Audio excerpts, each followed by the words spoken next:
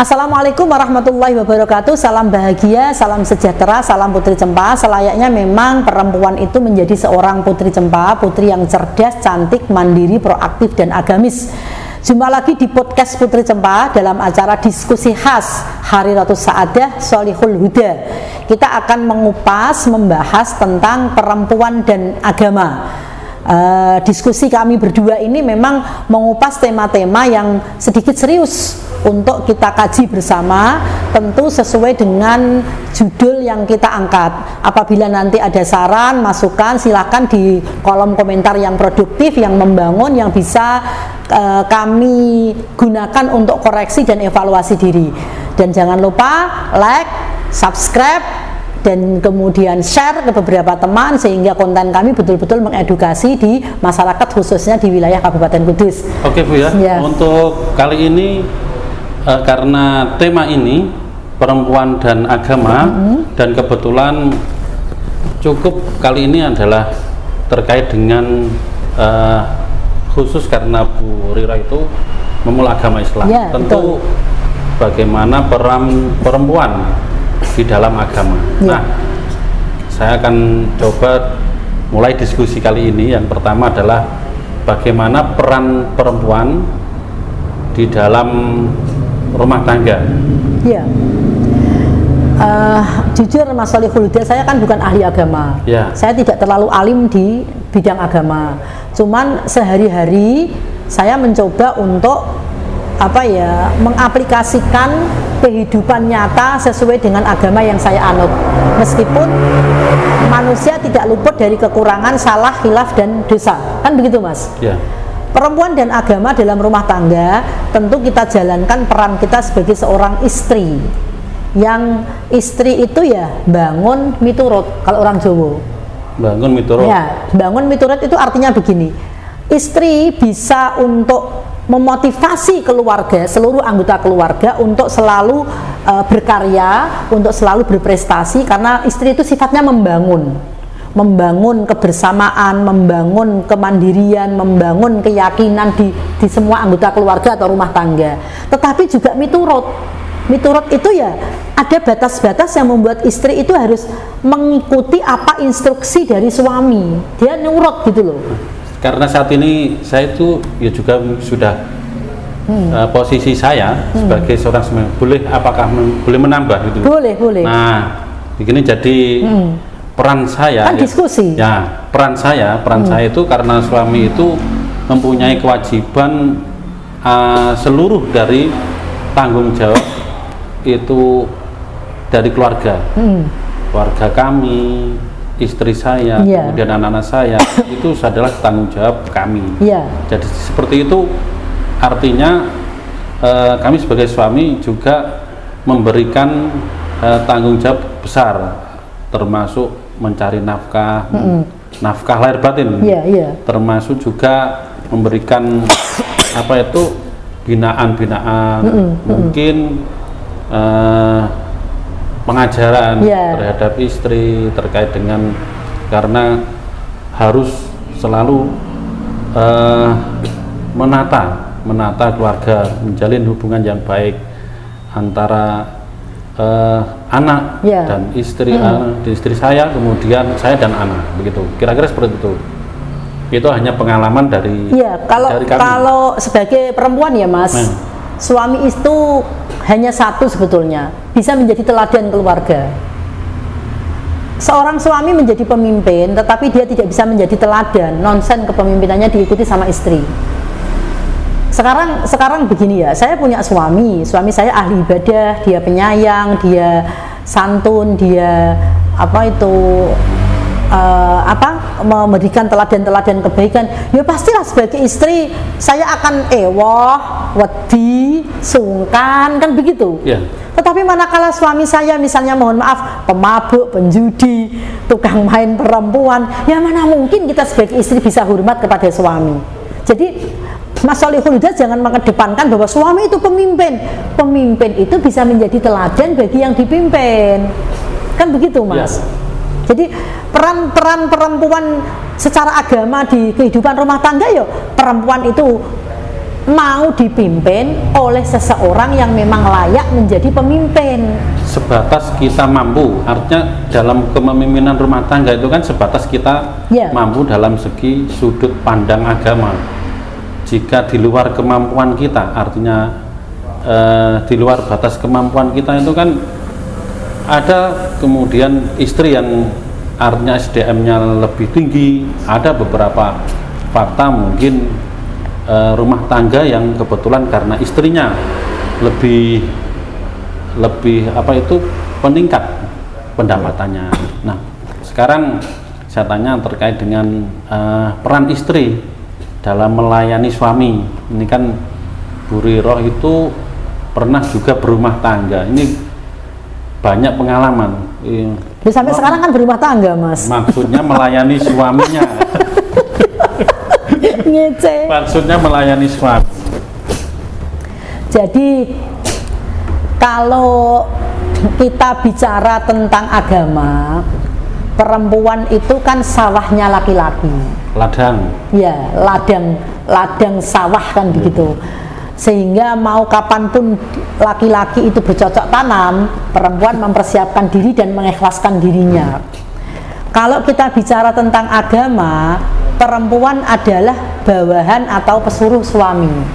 Ketika kita diminta atau disuruh, kita harus taat. Ya. Kalau kita bicara tentang agama, perempuan adalah penjaga suami. Ketika kita diminta untuk menjaga aset suami atau apa, kita harus bisa menjaga kewibawaan dan marwah suami. Kan begitu, Mas? Iya. Jadi misalnya suami kita orangnya ahli ibadah, tapi kita di luaran bertingkah selayaknya orang yang tidak kenal agama, itu kan kewibawaan suami pasti berkurang. Betul. Masa sih istrinya Pak Solihul Huda seperti itu? Kan begitu. Wong beliaunya guru madrasah, beliaunya aktivis di organisasi Islam, kan begitu, Mas. Sehingga peran perempuan ya penting untuk menjaga kewibawaan suami, penting untuk menjaga keteladanan suami, penting untuk nurut apa kata suami. Nah, dalam melayani apa dulu nih? Lahir batin. Nah, melayani sekedar lahiriah misalnya. Bangun tidur wajar kok, misalnya perempuan itu sebelum suami sholat tiba-tiba minta jatahnya misalnya. Apakah perempuan selayaknya harus sholat dulu atau melayani suami dulu? Kalau saya katakan melayani suami dulu. Melayani suami dulu ya? Melayani suami dulu. Jadi begini, saya pernah ditanya sama temen, Bu, suamiku kalau subuh itu selalu minta, padahal saya belum sholat subuh. Apakah saya harus melayani suami atau saya harus sholat subuh dulu? Tapi kalau ketika azan itu kan harus berhenti apa setelah azan? Maksudnya? Itu dalam pelayanan. Jadi begini, tergantung. Pada saat kita adzan, kita hormat mendengarkan adzan. Kan mendengarkan adzan, Mas. Ya. Karena pada saat lafal adzan dikumandangkan juga kita harus menjawabnya. Sudah ada aturan dalam agama. Tetapi ketika proses kita bercinta itu sebelum adzan, tiba-tiba pada saat adzan itu kita ada klimaksnya, ya tidak apa-apa. Allah itu Maha tahu kok. Kita jangan sakleklah memahami agama. Terus kemudian kamu nggak sopan, kamu berdosa pada saat adzan kok berhubungan badan. Loh, nah ketika kita mencapai klimaks sama-sama orgasme, kemudian Allahu Akbar sampai nikmate, itu kan syukur, Mas. Kita jangan melihat bahwa itu sesuatu yang tabu. Ketika kita mencapai klimaks orgasme, kemudian kita alhamdulillah ya Allah, matur nuwun nikmatmu ya Allah, itu rasa syukur yang luar biasa. Jadi kalau saya melihat sih suami atau istri pada saat ada adzan dikumandangkan, pada saat belum sholat subuh kok si istri atau suami meminta, tiba-tiba namanya nafsu tiba-tiba datang kan begitu, lebih baik dilayani dulu. Jangan sok-sokan gitu loh. Aku mau sholat, aku mau ada yang komplain. Dia lebih mementingkan itunya daripada melayani istrinya, melayani suaminya kan begitu. Berarti lebih melayani dibanding dia harus sholat dulu. Ya, habis melayani sudah ceket aduh sholat. Sehingga sholat itu benar-benar khusyuk, tawadu karena kita sudah merasa menjalankan kewajiban kita sebagai istri dan juga kewajiban kita sebagai hamba kepada Allah. Ini pengalaman ini. Nah, ya, itu kalau menurut saya loh, karena saya tadi mengatakan saya bukan ahli agama, tetapi bagaimana kita tahu bahwa seorang laki-laki ketika sudah kepengen dilayani itu sudah tidak bisa disemayani, Mas. Ya. Besok lagi, besok. Nggak bisa. Ternyata nanti malah PHP. Ya. Dan ini juga apa itu sebagai istri kita nggak mau dong kehidupan kita dilaknat oleh suami, kan nggak mau. Ya. Terus kemudian karena juga posisi perempuan itu kan juga menjadi ibu rumah tangga. Nah, manakala tugas sebagai ibu rumah tangga itu juga punya tugas-tugas yang lain. Artinya secara tidak langsung karena mungkin punya anak, punya apa itu peran di situ. Nah, tanggung jawabnya terhadap anak ini bagaimana peran perempuan kalau menurut agama Islam? Perempuan atau ibu adalah madrasatul ula, madrasah pertama bagi anak-anaknya, kan begitu. Ketika ibu sadar tentang peran, tugas dan tanggung jawabnya sebagai madrasah pertama bagi anak-anaknya, seorang ibu pasti memilih pendidikan yang terbaik untuk anak-anaknya dalam hal agama. Begitu, Mas. Pasti memilih pendidikan terbaik untuk anak-anaknya dalam hal agama.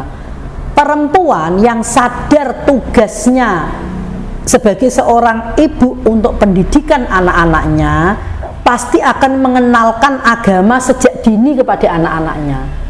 Apa sejak dini yang dikenalkan orang tua khususnya muslim seperti saya kepada anak-anak? Satu, tentang akhlak, akidah dan fikih. Penting ini, Mas. Akhlak, akidah dan fikih. Iya. Kenapa kok akhlak dulu baru akidah kemudian? Karena akhlak ini tentang kebiasaan, membiasakan perilaku yang baik dalam keseharian anak sejak kecil. Bahkan ketika anak itu sejak kecil diajari tidak ngompol, itu orang tua seorang ibu berkewajiban begitu. Mas Solihul Huda tahu kan Noval itu anak saya itu dari kecil nggak pernah ngompol. Dibangunin. Jadi setiap saat dia sudah kresek-kresek dari bayi gitu kan, itu sudah langsung dicomot goreng kamar mandi. Jadi dia sudah biasa pipis itu harus cewek, pipis itu harus bersih, disucikan, tidak pipis sembarangan, ngadeg di depan pintu, celana dicopot sembarangan. Begitu kan banyak anak-anak kecil seperti saat itu. Ini memang seperti itu karena mungkin kita orang tua lalai ya. Jadi contoh yang paling sederhana di situ itu. Nah, padahal kan secara agama kan tidak diperbolehkan. Pipis apalagi di tempat terbuka, apalagi sambil berdiri, apalagi tidak bersuci. Ini kan tidak diperbolehkan semua, tapi kesannya seakan-akan itu menjadi biasa. Siapa yang salah? Perempuan. Berarti dia tidak paham secara agama karena seorang bapak sudah lalai hal-hal begitu, Mas. Mereka sudah capek lah. Beda laki-laki dengan perempuan itu beda. Kita tidak bisa mengandalkan bapak yang jarke kok masa aku sebagai ibu harus tanggung jawab. Itu tanggung jawab seorang perempuan. Nah, pengetahuan ini itu harus didapat melalui apa gitu kan? Peran perempuan tadi yang ya kan ngaji, nonton podcast Putri Cempa. Ini kan bisa untuk mengedukasi masyarakat. Itu yang harus diajarkan sejak dini itu akhlak. Sebelum kita bicara tentang akidah, sebelum bicara tentang fikih, itu kebiasaan-kebiasaan yang baik. Oke lah, pipis itu anak-anak laki-laki, anak-anak perempuan itu kan juga terkait dengan rasa malu. Kan begitu, Mas. Bagaimana sikap ketika berlari atau berjalan di hadapan orang tua, bagaimana sikap duduk ketika makan dengan rapi, kan begitu. Ini kebiasaan-kebiasaan ini. Yang kedua itu tentang akidah. Ketika anak sudah mulai umur 3 tahun, 4 tahun, ceritakan tentang Allah dan Rasulnya. Kan hubbi nabiyikum wa hubbi li ahlihi, kan gitu. Wa qiraatil Quran. Ajarkanlah 3 hal kepada anakmu, mencintai Rasulnya, mencintai keluarga Rasulnya, dan membaca Al-Quran. Kan gitu, Mas? Nah, itu kewajiban perempuan juga. Bagaimana dia bisa menceritakan tentang Rasul kalau dia tidak pernah belajar sejarah? Cerita nabi-nabi. Cerita nabi-nabi. Bagaimana ketika dia tidak mau membaca, tidak mau mengayakkan diri dengan referensi, kan begitu. Bagaimana dia mengajarkan Al-Quran kalau dia tidak pernah belajar Al-Quran? Yang salah siapa? Ibunya. Gitu, Mas Solihul. Jadi Di rumah itu ya memang anak saya ngaji Quran ya dengan saya. Setelah dia sore di TPQ atau dininya, habis maghrib ya memang ngaji Al-Quran dengan orang tuanya. Saya sejak kecil ngaji Al-Quran ya dengan bapak ibu saya di rumah. Itu kan ngetes hasil kamu ngaji tadi sore seperti apa. Madrasah. Nah, orang tua ibunya ngetes, kan begitu. Ini penting. Kemudian tentang fikih, kenapa fikih juga harus diajarkan oleh orang tua? Banyak generasi sekarang ini yang tidak memahami fikih, sehingga mereka cara bersuci setelah berhubungan badan dengan suami atau istrinya saja tidak tahu. Ada ya? Ada banyak sekali. Saya melihat anak-anak muda ketika saya tes itu dia asal-asalan dalam hal mandi. Ketika jinabat, masuk air 1 ember bisa digunakan untuk jinabat. Kenapa dia tidak tahu bahwa harus mendingan dari keran langsung, mendingan mandi di sungai, kan begitu. Yeah. Bagaimana dia mohon maaf cara sholatnya yang benar. Mereka tidak mengajarkan tentang itu. Nah, ini penting. Iya, penting. Iya, tentang fikih, tentang akidah, tentang akhlak itu penting. Itu perempuan yang punya peran itu, sehingga oke lah kita ngaji, kita belajar terus demi untuk mendidik anak-anak kita yang baik. Tadi yang sampaikan adalah sebagai sekolah, sekolah pertama untuk anak-anak. Terus kemudian peran perempuan juga ketika berinteraksi dengan orang lain, terutama mungkin tetangga itu kan. Karena posisi perempuan kalau tidak sedang bekerja di luar, tentu berada di rumah tangga, terus di keluarga saja dan tidak kemana-mana. Nah, ini bagaimana peran perempuan ketika berinteraksi sosial. Nah, ini dalam agama Islam itu orang yang beriman adalah orang yang memuliakan tetangga, kan begitu, Mas? Jadi kalau kita tidak bisa memuliakan tetangga, kita bukan tergolong orang beriman. Itu menjadi pedoman perempuan. Nah, keluarga kita memuliakan tetangga atau memuji tetangga itu tergantung perempuan. Kenapa saya katakan demikian? Misalnya saya punya suami, lagi berseteru dengan tetangga, tetapi kita sebagai perempuan tidak usah ikut-ikutan bermusuhan. Misalnya suami saya tukaran karo tonggoku, tetapi saya sebagai istri pura-pura nggak tahu. Sudahlah, papa lagi ada masalah dengan tetangga, tapi saya nggak tahu loh ya, saya tetap baik. Kita tetap nganter jajan, kita tetap datang ke rumah silaturahim. Lama-lama cair kok, Mas. Tapi beda ketika suami punya masalah dengan tetangga, sampai di rumah kita provokatif, tambah rancu dong. Jadi penyeimbang atau mediator untuk kerukunan itu ya perempuan. Ini penting. Nah, perempuan yang tidak memuliakan tetangga kadang-kadang itu sering gosip, sering gibah, sehingga tidak sengaja ketika dia berkumpul dengan teman-temannya di luar, dia ngerasani tonggoku itu lo begini-begini. Dia tidak sadar salah satu yang diajak ngomong itu adalah temannya tetangga, kan begitu. Kadang sering berinteraksi sosial di mana? Di sosmed, di tempat-tempat gym, tempat-tempat senam, dan lain-lain. Seorang perempuan yang baik itu ya menutupi aib tetangga, Mas. Saya misalnya dipancing orang untuk ngerasani tonggo misalnya, saya akan bilang, saya memang tetangga beliau, tetapi untuk urusan-urusan sampai sejauh itu saya kok tidak tahu. Ya lebih baik begitu, saya tidak tahu. Loh, orangnya nganu kok ngerasani jenengan begini, ya nggak apa-apa. Memang saya yang elek kok. Tetangga saya baik-baik. Saya akan begitu. Tidak usah memperparah, tidak usah membuat suasana menjadi panas. Gitu, Mas Solihul. Nah, ini menjadi menarik. Perempuan itu menjadi sebuah tiang keluarga dan menjaga marwah keluarga. Nah, mungkin ada catatan sendiri terkait dengan perempuan. Karena harus yang bagaimana menurut Ibu? Karena diskusi khas kita Hariratus Sa'adah dan Sholihul Huda ini bahasnya tentang perempuan dan agama. Saya rasa memang perempuan itu harus mau ngaji. Satu ya, Ya, ngaji. dimanapun berada, misalnya kita kobre kok ngaji seminggu sekali ke musola yang di dekat rumah, ya sudah ngaji itu. Misalnya kita kok kobre sebulan sekali di masjid yang ada di dekat rumah, ya sudah seperti itu. Misalnya kita tidak kobre ngaji seminggu sekali atau tidak kobre ngaji sebulan sekali, kita ngalai silaturahim ke tempatnya kiai atau guru, kemudian kita sharing, diskusi tentang hal-hal yang berkualitas dengan guru itu. Apa sih susahnya habis subuh meluangkan waktu sebentar saja ketika anak-anak masih tidur, ketika suami masih tidur, kemudian kita mencoba untuk janjian sama seorang guru, Bu Nyai, kan begitu Mas, Bu Nyai kula badhe sharing, kula badhe ngomong, kula badhe matur. Cari orang tepat untuk menjadi guru kita, guru kehidupan kita, sehingga kita tidak salah arah.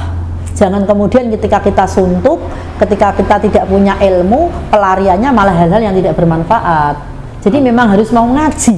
Artinya ketika perempuan dihadapkan pada persoalan misalnya, kadang-kadang itu lebih curhat buat status. Nah, itu mulai story. Dikurangi, nah, ya itu mulai dikurangi. Status itu kan, saya kebetulan juga pemain sosmed Mas. Nah, tetapi saya selalu justru membuat status itu yang memotivasi diri saya sendiri dan memotivasi orang lain. Jangan menceritakan aib keluarga, aib tetangga di sosmed, karena itu riskan.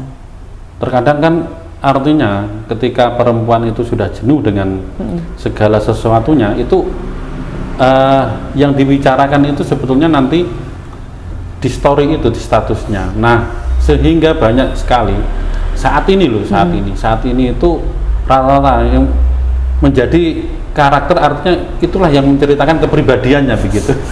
Iya sih, ya. Memang iya, tapi itu proses kok. Nanti lama-lama mereka juga sadar kok bahwa ini tidak tepat, bahwa ini harus dibenahi. Itu lama-lama perempuan sadar. Cuman ketika bicara tentang perempuan dan agama, memang perempuan harus pintar dalam hal agama Mas. Kalau perempuan itu tahu tentang kajian agama, mereka tidak akan mungkin membiarkan anak perempuannya itu membuka aurat. Mereka tidak mungkin membiarkan anak perempuannya diboncengin laki-laki secara bebas, kan begitu. Mereka tidak mungkin membiarkan anak perempuannya pacaran lebih dari 1 tahun. Setelah 1 tahun pasti laki-lakinya diundang. Nang, sampean kok wis wani ngejak lunga anakku wedok, kowe wis serius apa durung? Jangan malah begini, oh nggak apa-apa pacaran dulu biar saling mengenal. Itu ibu yang bodoh. Kalau sudah 1 tahun, minimal sudah ada peningkatan hubungan. Kamu serius sama anakku? Ya Bu, saya serius. Kapan dilamar? Oh iya Bu, 1 tahun lagi nanti saya lamar ya. Setelah dilamar, kapan nikahnya? Kan begitu. Ya, 1 tahun lagi. Ada tahapan-tahapan kan. Jangan sampai sudahlah pacaran dulu. Soal nikah nanti gampang. Yang penting kamu kerja dulu, kamu dapat duit kasih ibu dulu.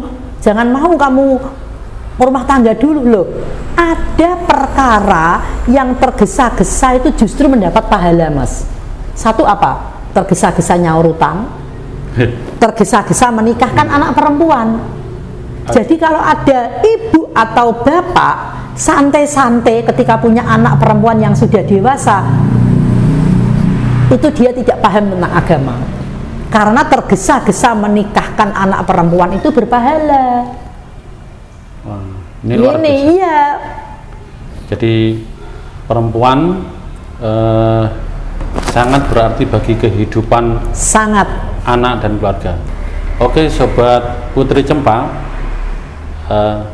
ibadahnya perempuan itu terbatas oleh ruang dan waktu. Menurut Bu Riroh ini bagaimana ibadahnya perempuan? Yang dimaksud ini begini ya Mas, mungkin memang kita sering mendengar saat kita ngaji, perempuan itu lebih baik sholat di rumah daripada di masjid atau musola, kan begitu. Kira-kira. Tetapi fenomena sekarang ini banyak perempuan yang tampil di publik api-apian rukuhnya glamor, apalagi ada rukuh Syahrini harganya 3 juta. Rukuh? Iya, rukuh itu ada brandnya Syahrini begitu kan, sehingga mereka berlomba-lomba foto-foto untuk memperlihatkan ibadahnya di ruang publik. Tetapi sebetulnya kalau kita kembali kepada agama, perempuan itu lebih baik ibadah di rumah yang tidak diperlihatkan. Sendiri. Misalnya kepengen sholat jamaah, ya rayu dong suami kita. Ayo sholat jamaah di rumah saja, nggak usah ke masjid. Ya jangan, kalau kamu mau ke masjid ya berdua bersama dengan saya, misalnya suaminya ya ikut sama suami berdua ke masjid. Kalau sudah kamu di rumah saja, di rumah ya di rumah, jangan memaksa untuk di ruang publik begitu. Kemudian karena tadi dikatakan terbatas pada ruang dan waktu, saya akan menyoroti ibadah kita tidak hanya sholat, Mas, ibadah sosial kemasyarakatan. Ini contoh, saya pernah punya pengalaman saat saya belum stabil secara perekonomian. Itu kan bagi saya sebagai perempuan, sebagai istri, itu yang penting bagi saya adalah kerelaan dan keridhaan suami. Kadang-kadang istri itu direwangi tukaran hanya karena minta kecukupan kegiatan yang tidak menjadi kewajibannya. Kan banyak seperti itu. Itu juga harus mulai dikelola dengan baik secara emosional. Ibadah itu tidak hanya sholat, ibadah tidak hanya zakat, ibadah tidak hanya puasa. Istri taat kepada suami itu ibadah yang paling mulia, sehingga apapun yang menjadi perintah suami sepanjang itu tidak bertentangan dengan agama, tidak bertentangan dengan nilai-nilai sosial kemasyarakatan, ya diikuti aja. Ini tadi yang di luar itu, yang di luar rumah ya. Yang di luar rumah artinya ibadah selain sholat tadi yang belum disampaikan. Kira-kira ternyata kan begini, Mas, kita mau pergi ngaji, kita mau kumpulan, kita mau arisan misalnya, kemudian suami tanya, tujuanmu ngapa sih ngaji seperti itu? Ya aku cari pahala dong. Lah ngapain kok jauh-jauh cari pahala? Mending kamu di sini tak ambungi, tak sun. Itu kan sudah pahala. Lah terus jawabannya ke suami apa? Kamu ngapain ngaji? Bapak, saya kan mau cari ilmu, menuntut ilmu itu kan diwajibkan minal mahdi ilal lahdi. Saya ini tak ngaji, nanti hasil dari ngaji saya tak diskusi. Sekarang ini muncul fenomena orang ngaji tetapi tidak dapat ilmu. Dapatnya apa? Cerita lucu. Itu kan banyak, Mas. Perempuan-perempuan itu pergi ngaji, mereka mendengarkan ceramah keagamaan dengan banyak orang itu, tetapi sampai rumah bukan ilmu yang didapat, cuma jajan dan cerita lucu. Ini kan waktu sudah mubadir, meninggalkan rumah, tidak kumpul dengan keluarga, tetapi dia tidak dapat ilmu yang bisa merubah suasana hatinya atau kepribadiannya. Iya, saya mengatakan kenapa suasana hati, karena suasana hati itu menentukan semua lini, Mas. Ketika perempuan itu merasa disayangi, merasa diayomi, merasa dipahami, merasa dimengerti, kepribadiannya kuat kok. Ini, tapi perempuan merasa diabaikan, merasa dizolimi, ya mereka menjadi liar. Sehingga suasana hati itu perlu ditumbuhkan. Bagaimana suasana hati yang baik, yang selalu tenang, dengan mau menerima ilmu-ilmu yang baik masuk ke dalam sanubarinya. Jadi ini perempuan itu harus setidaknya itu dalam suasana yang hatinya yang tentram. Ya tentrem, merasa diayomi. Ya memang begitu. Dan itu niatnya lu ngaji ya kudu lu ngaji begitu loh. Ada ilmu yang didapat, ada perubahan nyata dari perilaku. Bukan tadi yang cerita-cerita lucu, oh iyanya lucu. Nah, ternyata malah gosip mereka jagong. Kan dan dengar apa isi ngajinya apa isi ngajinya dan dibiasakan sekarang ini kalau ngaji itu ada forum diskusi gitu loh, Mas. Jangan cuman diceramain, didengarkan, setelah itu makan jajan pulang. Kenapa sih mubalek itu tidak mau menciptakan diskusi yang sehat tentang agama dalam forum-forum pengajian, khususnya yang khusus untuk kaum ibu-ibu atau perempuan. Ini kan setidaknya itu ada majelis yang khusus ibu. Jadi memang bahasanya ya kajian perempuan. Ya, kajian perempuan, mereka diberi kesempatan untuk sharing, untuk curhat, untuk menemukan solusi. Kan begitu terhadap persoalan yang dihadapi. Mestinya ngaji sudah mulai dibiasakan begitu. Karena begini, Mas, mengupas persoalan perempuan dan agama itu kompleks. Al-Quran itu ada 30 juz, 6.666 ayat, yang di situ tidak ada surat Ar-Rijal tapi ada surat An-Nisa. Benar loh, ya kan? Iya, betul. Sehingga perempuan dihormati, perempuan dimuliakan oleh Allah. Tetapi kenapa kita tidak sadar bahwa kehormatan dan kemuliaan yang diberikan Allah kepada kita itu selaras sebanding dengan tugas dan tanggung jawab kita di dunia maupun di akhirat kelak. Bahkan di telapak kaki ibu. Iya, surga di telapak kaki ibu. Saya menyadari banyak orang yang nuwun sewu ya, saya sebagai perempuan pun melakukan dosa, melakukan sebuah kesalahan besar, tetapi yang harus kita pahami, sebuah dosa atau kesalahan yang dilakukan oleh perempuan itu ada beberapa kriteria, Mas Solihul Huda. Iya, awalnya. Ada yang kesalahan atau dosa disengaja, ada yang tidak disengaja, ada yang direncanakan, ada yang terkondisikan oleh situasi dan suasana. Tentu klasifikasinya beda. Kalau dosa yang disengaja itu berarti dia tahu itu berdosa, tetapi dia sengaja melakukannya. Kalau tidak disengaja, sifatnya manusia adalah sifat pelupa, sifat khilaf. Artinya begitu dia melakukan dan sadar itu dosa, dia akan segera bertobat. Itu kalau tidak sengaja. Tapi dosa yang direncana lebih ngeri lagi, Mas. Sudah tahu itu salah, sudah tahu itu dosa, kenapa direncanakan? Misalnya, saya mau merencanakan ini untuk suami saya, untuk tetangga saya, ini kan sudah kelihatan ada rencana perbuatan jahat atau zalim. Tapi ada juga dosa perempuan yang terkondisikan oleh situasi dan suasana. Yang ini tentu masing-masing orang beda mengalaminya. Mereka janjane tidak wong nakal, mereka janjane orang baik-baik, tetapi karena kondisi dan situasi beban berat yang luar biasa, saya pernah datang ke tempat, mohon maaf, PSK, melakukan survei misalnya. Sebetulnya mereka ada yang orang baik, tapi karena kondisinya, tetapi setelah mereka merasa mengumpulkan modal dan sebagainya, mereka kembali kepada jalan yang benar.